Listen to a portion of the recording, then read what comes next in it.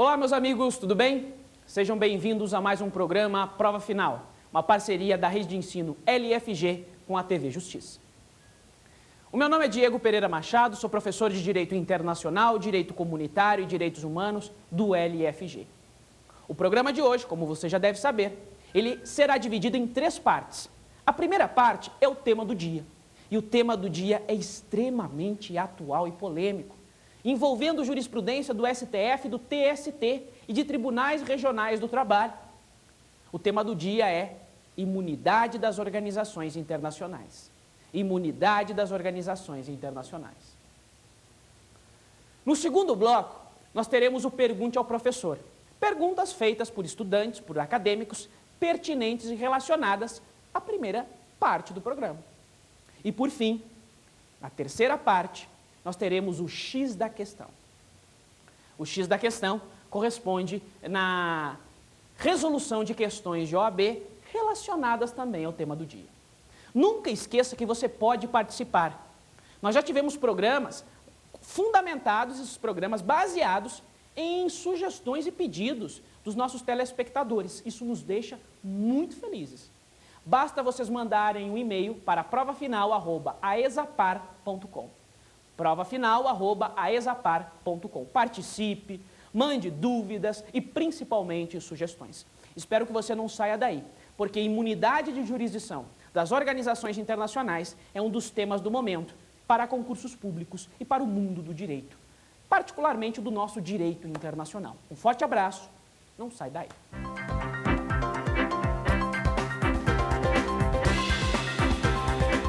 Olá, meus amigos, tudo bem? Sejam bem-vindos ao tema do dia. O tema do dia hoje é de suma importância e é extremamente atual. Trata da imunidade das organizações internacionais.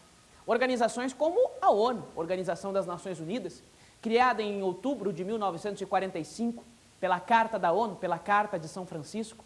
Organizações extremamente importantes para a dinâmica da sociedade internacional, para o direito internacional.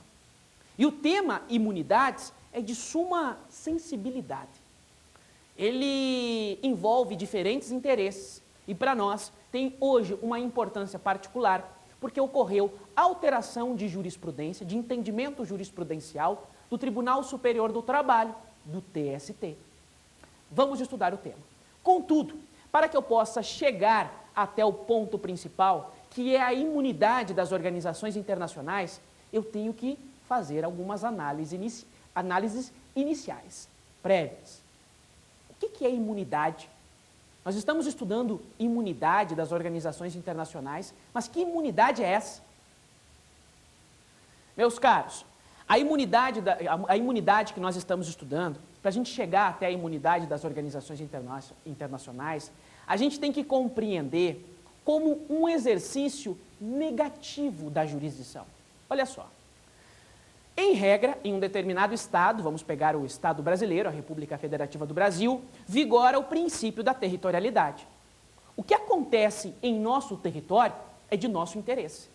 Nós iremos julgar, quando digo juízes, as autoridades competentes, iremos julgar os crimes cometidos no território brasileiro.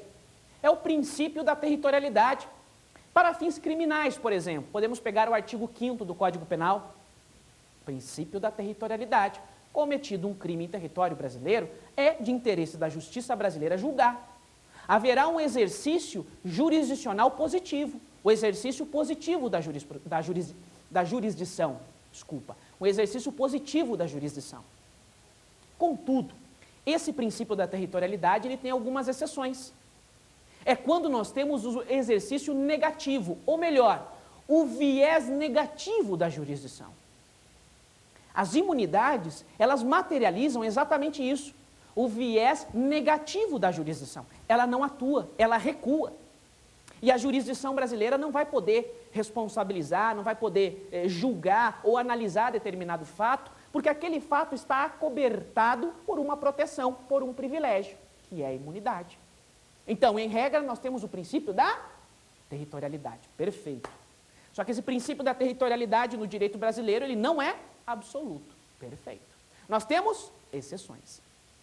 Uma dessas exceções, ou uma das situações que afasta a regra da territorialidade, são as imunidades, que materializam um exercício ou viés negativo da jurisdição.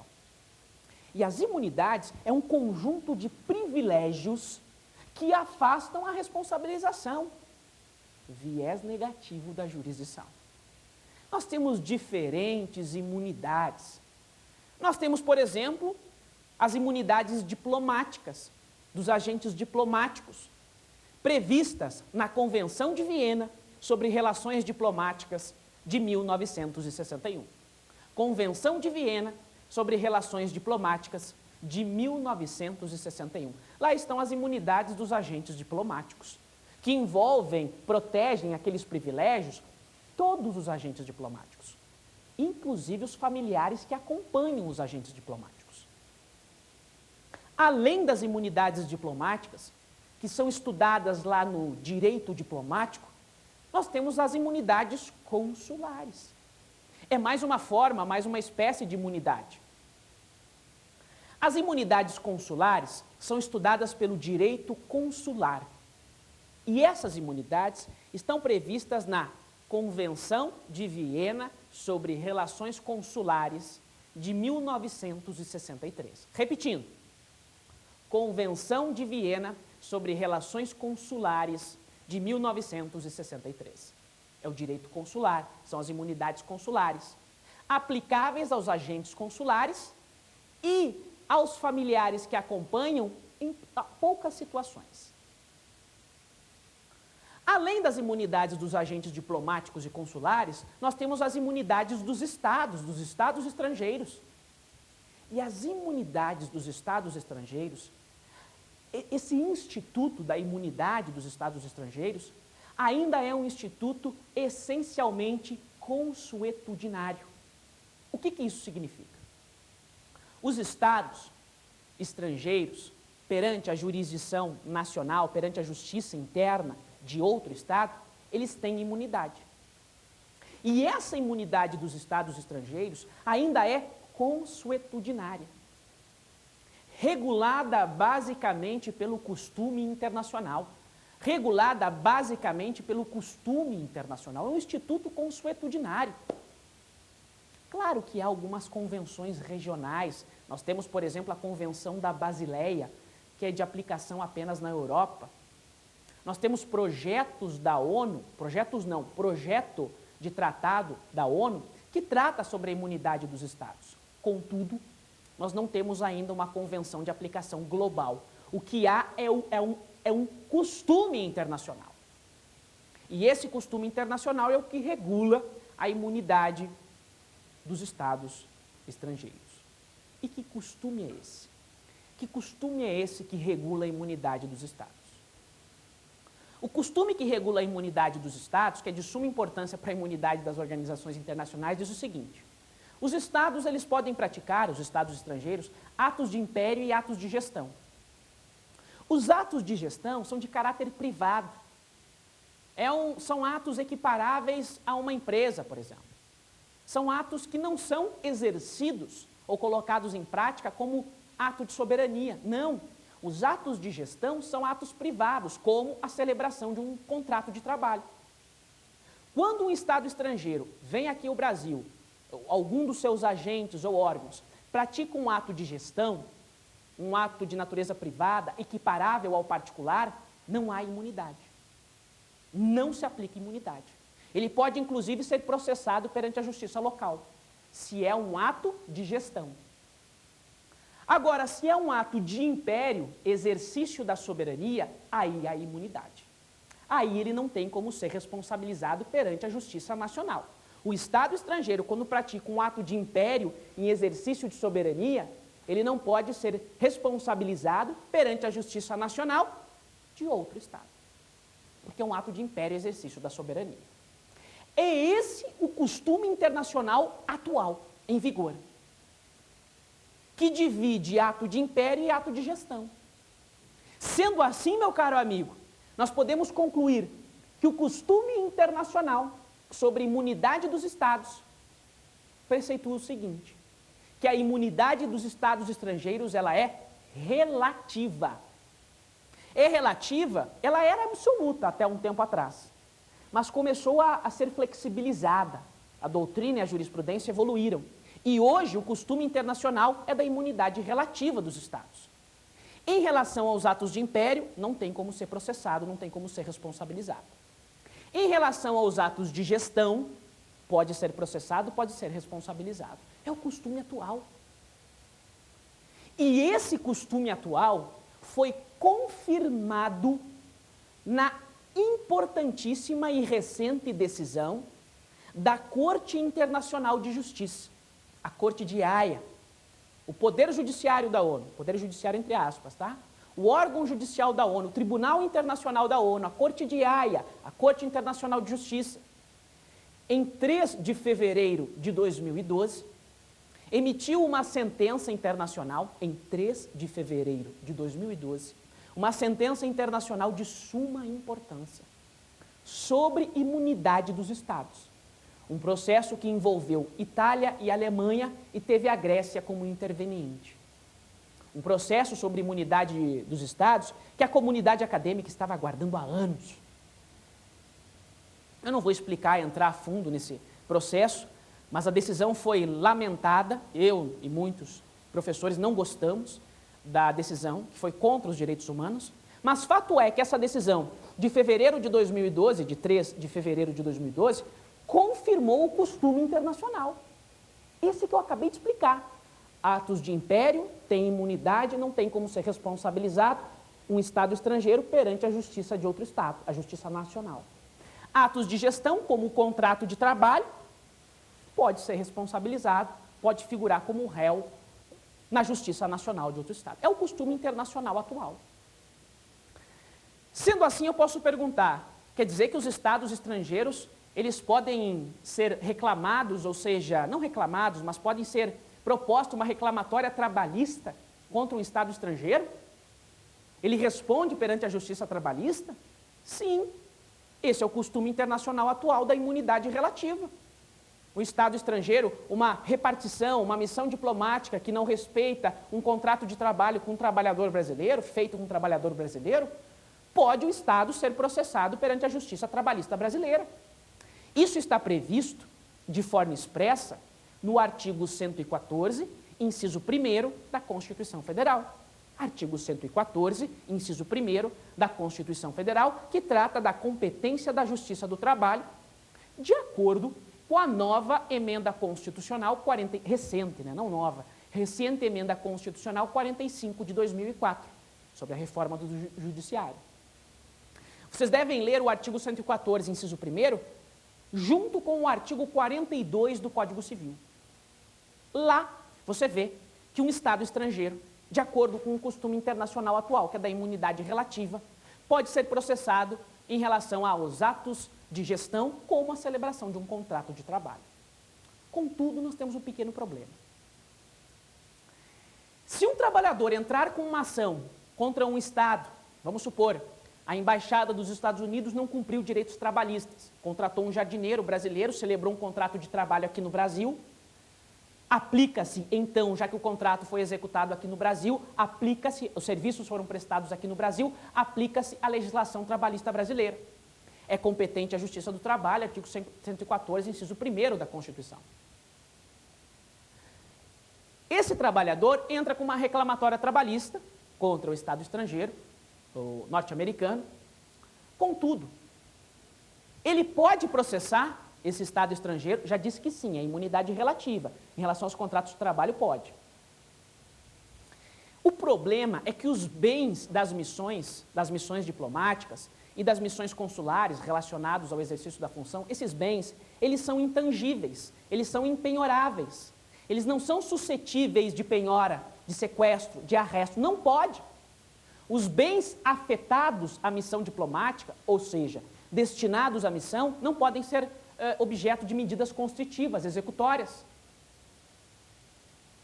O STF diz o seguinte, olha, pode processar um Estado estrangeiro, imunidade relativa, costume internacional atual.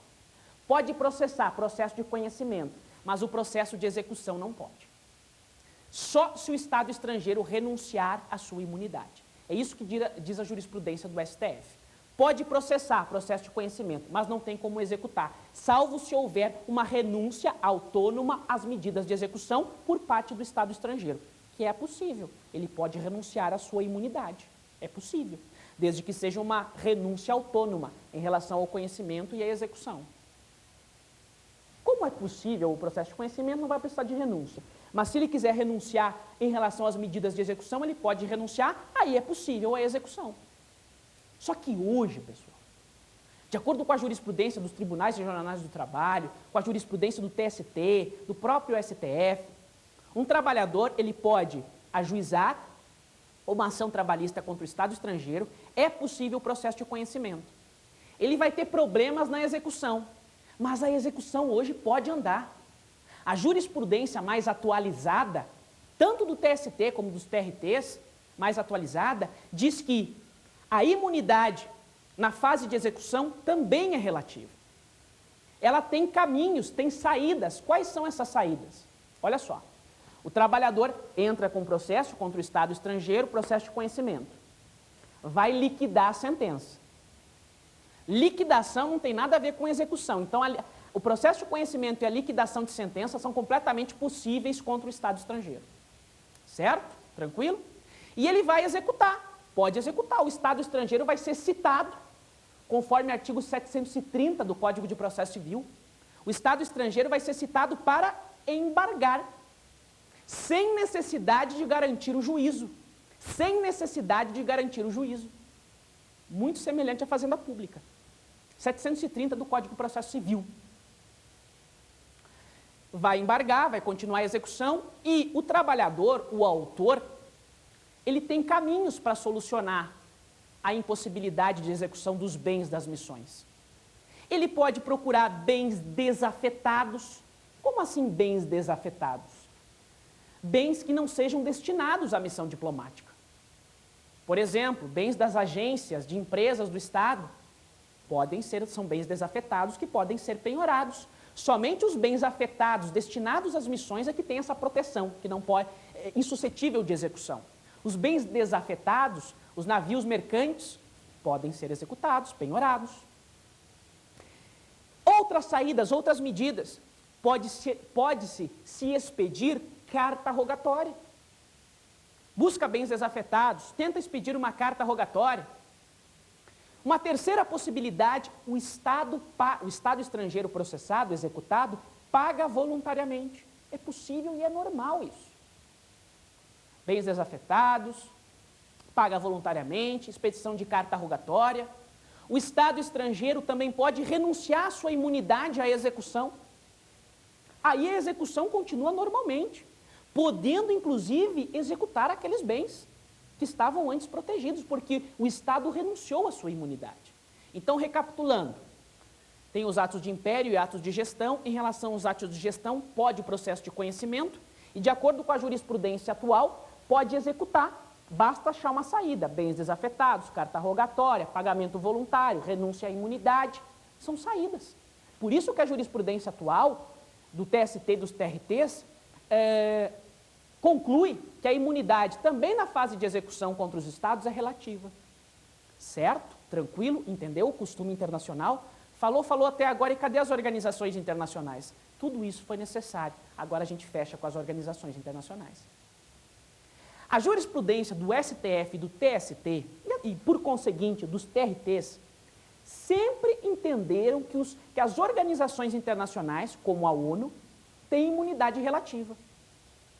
Nós temos várias decisões do STF e do TST que aplicam a regra costumeira dos Estados, aquele costume internacional que eu expliquei dos Estados, aplicavam para as organizações internacionais. Tinham imunidade relativa. A ONU podia ser processada, responsabilizada perante a Justiça do Trabalho. Imunidade relativa é o costume internacional que aplicavam as organizações internacionais. Em 2009, a Advocacia Geral da União, em 2009, conseguiu garantir no TST a imunidade absoluta da ONU e do Programa das Nações Unidas para o Desenvolvimento.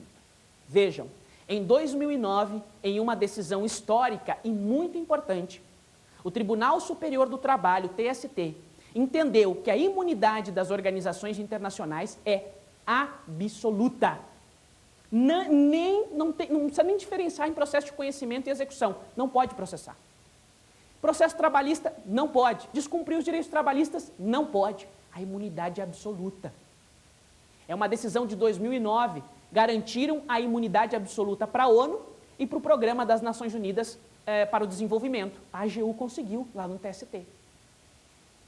O TST entendeu que, como havia tratados internacionais garantindo a imunidade absoluta, então deveria ser cumpridos os tratados internacionais. Não deve se aplicar a regra costumeira dos Estados, não. Tem que se aplicar o tratado internacional que garante a imunidade absoluta. Mais especificamente, a Convenção de Londres, ou Convenção sobre Privilégios e Imunidades da ONU. A Convenção sobre Privilégios e Imunidades da ONU, a Convenção de Londres, e outros acordos celebrados com o Brasil, ratificados pelo Brasil, garantem a imunidade absoluta, inclusive em matéria trabalhista, para as organizações internacionais.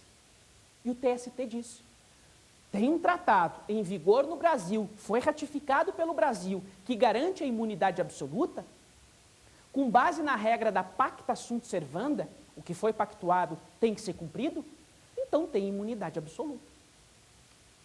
Isso influenciou vários TRTs, Tribunais Regionais do Trabalho, que hoje aceitam a imunidade absoluta. E, em fevereiro de 2012, a seção de dissídios individuais, a primeira, a número 1, a seção de dissídios individuais, a primeira, do TST, a SDI, primeira, ou número 1, do TST, essa seção de dissídios individuais, publicou uma OJ, uma orientação jurisprudencial. É a orientação jurisprudencial 416 do TST, da SDI do TST. Orientação jurisprudencial 416 do TST. Ela consolida basicamente o que eu acabei de explicar. As organizações internacionais têm imunidade absoluta se estiver previsto em tratado ou acordo ratificado, celebrado pelo Brasil. É imunidade absoluta, não se aplica o costume internacional dos Estados. Podendo haver processo contra uma organização internacional somente na hipótese de renúncia por parte da organização. Uma renúncia expressa, uma renúncia em relação ao processo de conhecimento e uma renúncia em relação ao processo de execução. Se houver essa renúncia expressa em relação a cada um dos processos, aí pode processar a ONU, por exemplo. Se não, com base em acordo ou tratado internacional, não tem como processar.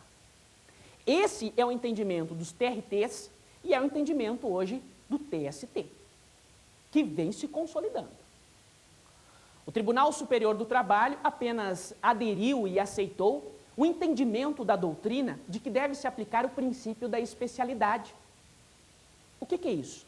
Deve-se interpretar os tratados e cartas que criaram as organizações internacionais de forma específica.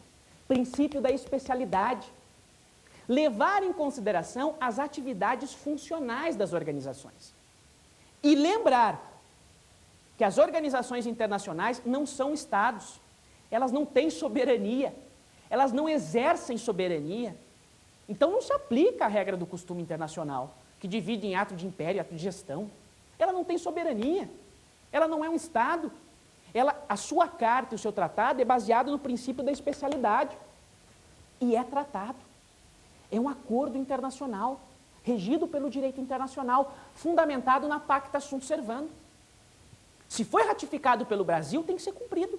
E se diz lá que é imunidade absoluta, então que seja imunidade absoluta, hoje consagrada na OJ 416 e inúmeras decisões do TST e dos Tribunais Regionais do Trabalho.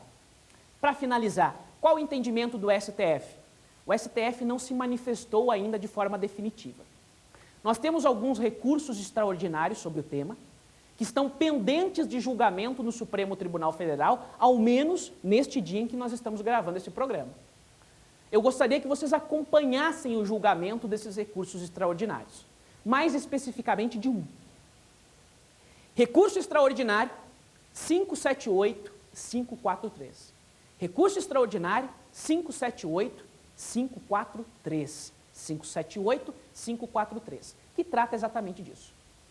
Apenas a relatora, a eminente ministra Ellen Grace, somente a relatora, ministra Ellen Grace, se manifestou sobre o tema e confirmou o entendimento do TST.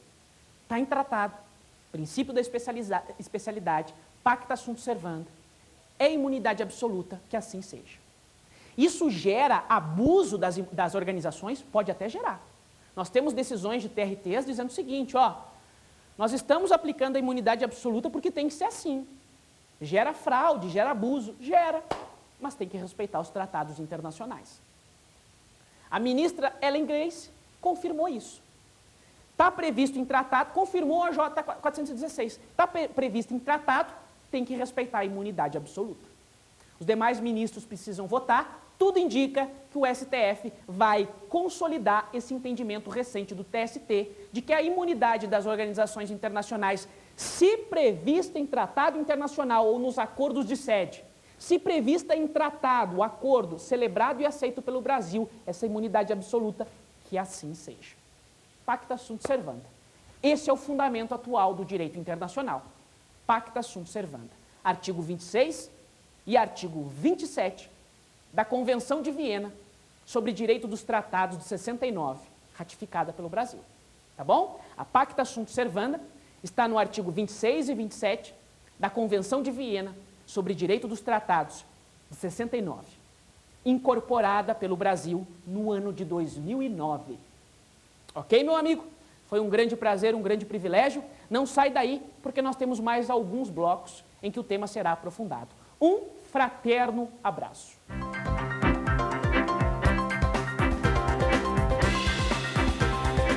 Olá, meus amigos. Começaremos agora o segundo bloco, Pergunte ao Professor. Não esqueça que você pode também mandar um e-mail, participar do programa, contribuir com o programa, formular questões, sugerir temas. Recentemente nós gravamos um programa com base em tema solicitado por telespectador. E ocorreu uma fundamentação bem interessante. Nós agradecemos a presença de vocês e, acima de tudo, a compreensão, respeito, coleguismo e participação. Não esqueça, se for necessário, mandem um e-mail, provafinal@aesapar.com. Começaremos agora o segundo bloco com Pergunte ao Professor. Primeira pergunta. A imunidade é absoluta ou relativa quanto às organizações internacionais? Embora essa pergunta já tenha sido solucionada ou respondida na primeira parte do programa, nós temos que destacar que isso ainda gera dúvida, pessoal. Ah, mas não está consolidado? Olha, ainda falta o Supremo Tribunal Federal, que é a nossa Corte Suprema. É um órgão, não esqueçam, conforme direito constitucional, ele é um órgão de superposição, né? O Supremo Tribunal Federal, que é a cúpula do Poder Judiciário, é um órgão de superposição, guardião maior da Constituição Federal. Falta a manifestação do Supremo Tribunal Federal em alguns recursos extraordinários, mas fato é que hoje a jurisprudência brasileira, principalmente do TST, Tribunal Superior do Trabalho, e os TRTs, Tribunais Regionais do Trabalho, é de que a imunidade das organizações internacionais é uma imunidade absoluta, aplicando-se inclusive em questões trabalhistas, evitando e impedindo o processo de conhecimento nas causas trabalhistas, conforme recente orientação jurisprudencial, a OJ 416 do TST. Orientação jurisprudencial 416 do TST, de fevereiro de 2012. Só que tem uma dúvida. Professor, o senhor disse que a imunidade é absoluta das organizações internacionais? É, com base em todos aqueles fundamentos. Mas desde que esteja previsto em um tratado internacional, em um documento, em um acordo de sede, em um tratado, em uma convenção que o Brasil tenha ratificado. Correto. Se está previsto em convenção, em um tratado, aquela imunidade absoluta, ela é absoluta para as organizações internacionais. E se a organização internacional atua no Brasil e não tem previsão em tratado sobre imunidade absoluta? Como é que isso vai ser solucionado? Se a organização internacional não tem soberania, se teoricamente não pode se aplicar o costume internacional dos Estados, aí nós temos um problema que não foi solucionado ainda, não há manifestação na jurisprudência. Mas, se existir uma organização internacional sem tratado ou convenção sobre imunidade absoluta, a tendência da jurisprudência trabalhista é de aplicar a regra dos Estados. É um pouco contraditório? É, mas não teria outra saída. É aplicar a regra do costume internacional estatal, que divide em atos de gestão e atos de império, ou atos no exercício da função, ou atos internacionais. E isso eu retirei de algumas pesquisas de pouquíssimos TRTs, que mencionam em alguns votos a possibilidade de aplicar o costume internacional dos tratados às organizações quando estas não têm convenção sobre imunidade absoluta. O que é muito raro e vai ser muito difícil. Porque praticamente todas as organizações internacionais têm em seus tratados ou acordos de sede com o Brasil a disciplina sobre a imunidade. Se tiver lá imunidade relativa, está previsto imunidade relativa, não tem problema nenhum. Mas normalmente é imunidade absoluta. É essa que vai imperar, esse é o entendimento majoritário. Tudo bem? Tudo tranquilo? Vamos a mais uma questão. Qual a posição do Supremo Tribunal Federal quanto ao assunto? Meus amigos, o Supremo Tribunal Federal ainda não pacificou esse assunto, não pacificou esse tema. Nós temos alguns recursos extraordinários que vocês precisam acompanhar. Anota aí, por gentileza, acompanhe esses recursos extraordinários. Recurso extraordinário 607.211. Recurso extraordinário 607.211. Recurso extraordinário 578.543, que eu citei antes até. Esse é o mais importante, esse que está tramitando, os votos vão sair nesse daí. 578.543. Anota aí um terceiro recurso extraordinário que dá para acompanhar. Recurso extraordinário 597.368. 597.368. Analisem, acompanhem esses recursos extraordinários. O mais importante é o recurso extraordinário 578.543. Nele, já há manifestação da relatora, a ministra Ellen Grace. Ocorreu o pedido de vista, a última movimentação, ocorreu um pedido de vista da ministra Carmen Lúcia, mas já há manifestação da relatora, que é a jurista Ellen Grace, manifestando-se favoravelmente à imunidade absoluta, desde que previsto em tratado, convenção ou acordo de sede nesse sentido, confirmando a OJ 416. Claro que a manifestação é antes da OJ, não foi depois, é mais antiga. Mas, de qualquer forma, está coadunada com a OJ 416 do TST. Aceita a imunidade absoluta, desde que prevista em tratado ou acordo de sede. Ok? Vamos a mais uma pergunta. É correta a recente posição do TST? Não gera injustiças? A colocação e a pergunta são extremamente pertinentes. Gera ou não gera injustiça? Claro que gera. Ao analisar muitas jurisprudências dos tribunais regionais do trabalho, eu peguei uma decisão do TRT de São Paulo muito interessante. Nessa decisão, nesse acórdão, o relator destacou que ficou, e uma decisão muito recente, já aplicando a imunidade absoluta, que ficou, no caso, em concreto, ficou escancarado a participação da ONU numa fraude que gerou a violação de vários direitos de segunda geração, de direitos sociais, gerou a violação de vários direitos trabalhistas, uma fraude criminosa. Contudo, o relator, em seu voto, nessa decisão em particular do TRT de São Paulo, lamenta, mas ele tem que aplicar a imunidade absoluta. Nós temos que achar outros meios para solucionar isso, para garantir os direitos dos trabalhadores. Violando ou descumprindo o tratado internacional, esse caminho não. Então, aparentemente, pode sim gerar abuso, fraude, pode gerar injustiças. Infelizmente. Vamos a mais uma questão. A organização internacional pode renunciar à sua imunidade? De acordo com o que ocorre também com os Estados, é perfeitamente possível que uma organização internacional renuncie a seus privilégios, às suas imunidades. Tanto é que as organizações internacionais hoje elas têm um aparato jurídico muito rico. Um aparato jurídico que garante imunidade e privilégios com o objetivo de elas exercerem as suas funções no território de um Estado. As imunidades são de suma importância, porque as organizações internacionais têm liberdade para atuar. Convenhamos, não sei se essa imunidade absoluta é justa, mas que ela tem a utilidade de dar liberdade de atuação às organizações internacionais, ela tem.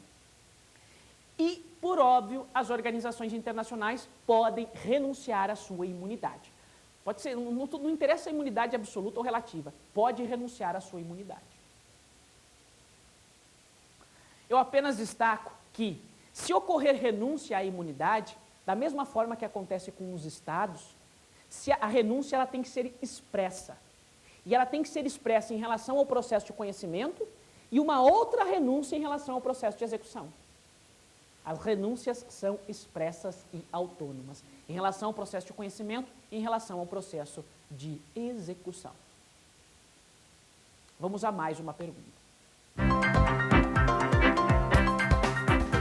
Aplica-se ao caso a recente decisão da Corte Internacional de Justiça de fevereiro de 2012? Essa pergunta é extremamente atual, relevante, pertinente, polêmica e importante. Veja bem, a Corte, eu preciso até utilizar um tempo para falar dessa decisão, porque ela é fundamental para direitos humanos, direito internacional dos direitos humanos, direito internacional, até mesmo direito constitucional, para as ciências jurídicas.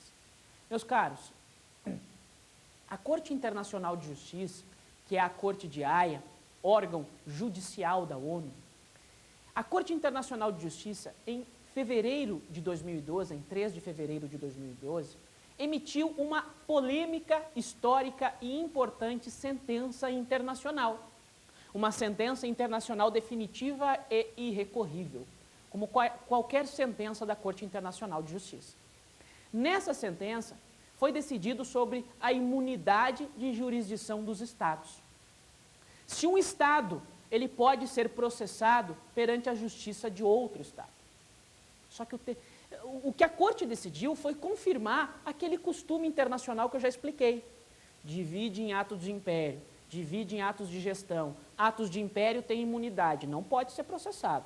Ato de gestão não tem imunidade, pode ser processado. Foi isso que ficou consolidado. O processo foi decidido, a sentença foi favorável à Alemanha, porque o caso das imunidades dos Estados de fevereiro de 2012 foi um processo envolvendo Alemanha e Itália. Foi favorável à Alemanha. E tinha a Grécia como interveniente. Mas qual que é o ponto principal dessa decisão? Ela precisa ser ressaltada. A Alemanha, durante a Segunda Guerra Mundial, cometeu atrocidades em vários estados. Na Itália, na Polônia, em vários estados europeus. Sequestrou, estuprou, torturou, manteve em campos de concentração, escravizou, obrigou a trabalhar, os trabalhos forçados, fez de tudo com o ser humano. O regime nazista é uma das maiores e piores e horrendas criações do ser humano, legitimado o nazismo à época pelo direito. O regime nazista destruiu, torturou vários seres humanos durante a Segunda Guerra Mundial. Um senhor chamado Ferrini, o senhor Ferrini italiano, do famoso caso Ferrini, ele ingressou com uma ação por danos morais e materiais contra a Alemanha perante a sua justiça local, a Justiça Nacional da Itália, a justiça italiana. Contra as torturas e trabalhos forçados que ele foi submetido durante a Segunda Guerra Mundial. Em primeira instância, o senhor Ferrini perdeu. A justiça italiana disse o seguinte: senhor Ferrini, os atos da Alemanha durante a Segunda Guerra Mundial, mesmo que violadores dos direitos humanos, são atos de império. Porque atos cometidos durante os conflitos bélicos, conflitos armados, considera a doutrina serem atos de império. Então o senhor não pode processar a Alemanha aqui na Itália. O senhor Ferrini não gostou do assunto e recorreu à segunda instância. A segunda instância da justiça italiana confirmou o costume internacional, confirmou a primeira decisão.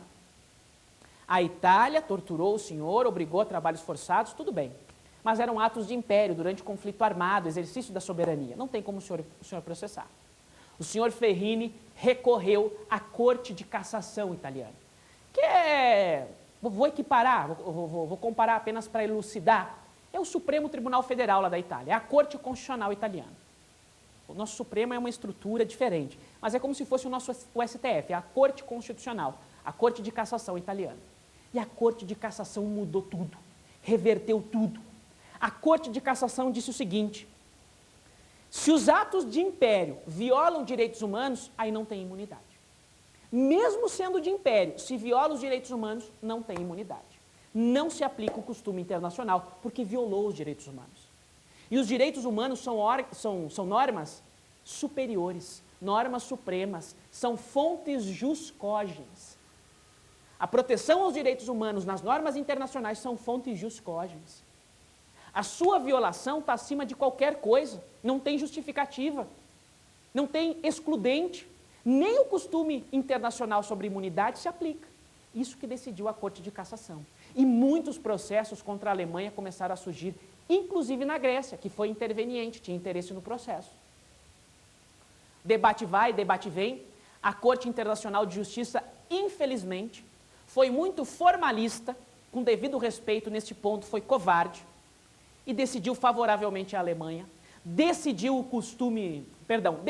e manteve o costume internacional sobre atos de império e atos de gestão, e disse: se um ato de império violar os direitos humanos, é ainda ato de império.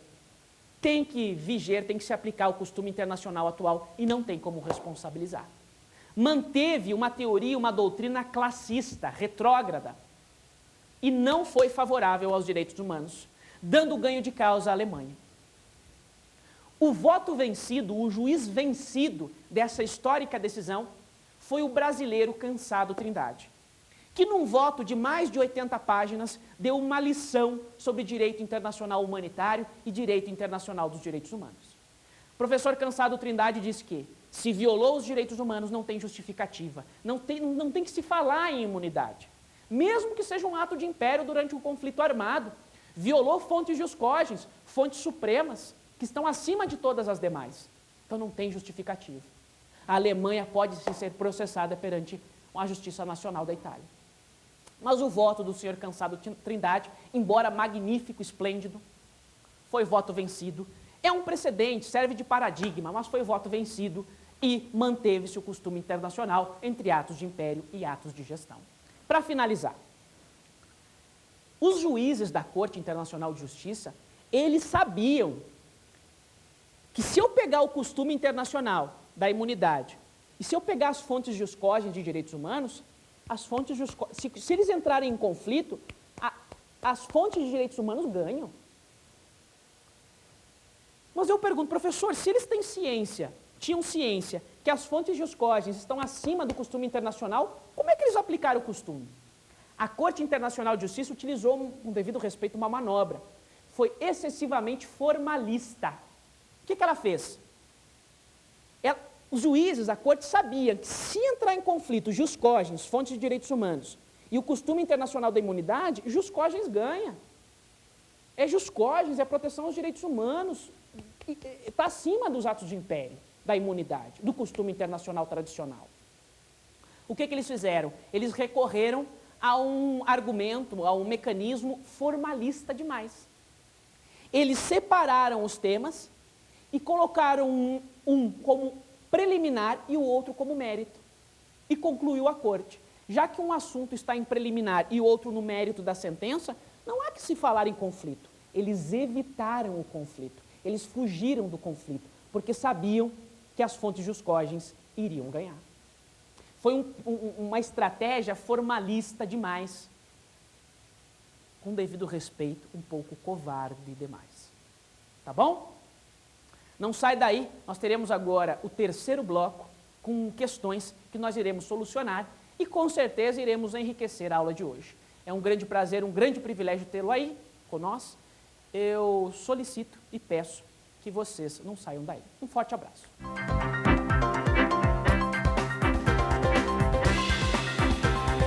Olá, meus amigos. Iremos solucionar agora algumas questões de OAB relacionadas ao tema do dia, que é um tema atual, um tema interessante, que deve ser estudado, que não vem caindo, mas sim despencando em várias provas de concurso público, de todas as espécies, de todos os níveis. E a aula de hoje, com certeza, vai te ajudar a obter sucesso e conseguir alcançar e atingir, encontrar o gabarito correto. Vamos analisar a primeira questão. Olha aí na tela. É uma questão de janeiro de 2012. No âmbito do direito internacional, a soberania, importante característica do palco internacional, significa a possibilidade de A. Um Estado impor-se sobre outro. B. A Organização das Nações Unidas, a ONU, dominar a legislação dos Estados participantes. C. Celebração de tratados sobre direitos humanos com o consentimento do Tribunal Penal Permanente. E D. Igualdade entre os Estados, independentemente de sua dimensão ou importância econômica mundial. Qual que é o X da questão? Vem comigo aqui, por gentileza. Essa questão está muito relacionada à imunidade. Porque o respeito à imunidade está relacionado ao exercício da soberania, principalmente, particularmente, em relação aos Estados. E por que não em relação às organizações internacionais, embora não exerçam e não tenham soberania? Eu quero dizer o seguinte, os atos praticados em âmbito internacional, eles têm uma representatividade e alguns atos precisam de proteção. Por isso que nós temos o costume internacional atual dos Estados que dividem em atos de império e atos de gestão. O exercício da soberania precisa ser protegido, só contudo, a soberania ela vem sendo cada vez mais flexibilizada. Antes nós tínhamos uma soberania fechada, cerrada. Hoje nós temos já uma soberania flexibilizada. Os Estados estão cedendo cada vez mais espaço às organizações internacionais e ao direito internacional. E essa soberania, ela não pode significar supervalorização de uns em detrimento de outros. Uma das principais ramificações do exercício da soberania é o princípio da igualdade. Os Estados devem ter um tratamento equânime. Isso é fundamental para o desenvolvimento do direito internacional. Voltando à questão, levando em conta isso, no âmbito do direito internacional, como fala a questão, a soberania, importante característica do palco internacional, significa a possibilidade de letra D, a última. Eis aí o X da questão, letra D. Significa a possibilidade de igualdade entre os países, independentemente de sua dimensão ou importância econômica mundial. Tudo bem? Vamos a mais uma questão. É uma questão de abril de 2007. Os locais relacionado aqui à imunidade diplomática, da Convenção de Viena sobre Relações Diplomáticas de 61. Os locais das missões diplomáticas gozam dos privilégios da imunidade de jurisdição, inviolabilidade e isenção tributária. Tais privilégios têm como fundamento A. Eficaz desempenho das funções. B. Extraterritorialidade. C. Discricionariedade. D. Agreement, que é uma palavra francesa. Volta aqui comigo, por gentileza.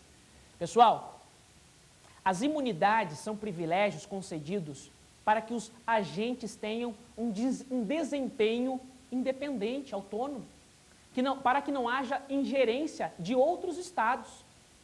O embaixador do Peru aqui no Brasil tem que ter independência, autonomia para exercer as suas funções de forma livre, sem a interferência do Brasil. Eis aí o sentido e a função das imunidades dos agentes diplomáticos e consulares. Por isso que hoje a doutrina, a teoria, o fundamento está no eficaz desempenho das funções. As imunidades são concedidas pelas convenções para o desempenho, para o interesse da função, para o eficaz desempenho da função. Voltando à questão, o X da questão, a resposta correta, é a letra A. Eficaz desempenho das funções. É para isso que existem as imunidades. É a teoria atual, de acordo de acordo com as convenções de Viena sobre relações diplomáticas de 1961 e Convenção de Viena sobre relações consulares de 1963. De acordo com o preâmbulo dessas duas convenções, a teoria, o fundamento atual das imunidades diplomáticas e consulares é do interesse da função, do eficaz desempenho da função. Meus caros, eram essas as nossas considerações sobre imunidade das organizações internacionais. Vejam que nós trabalhamos vários outros temas relacionados à imunidade. Espero que tenha sido útil para vocês. Espero que vocês tenham aprendido e contem sempre com a nossa ajuda, com os nossos programas. Estaremos aí sempre à disposição. Não esqueçam de mandar e-mails, provafinal@aesapar.com. Até mais, um grande abraço.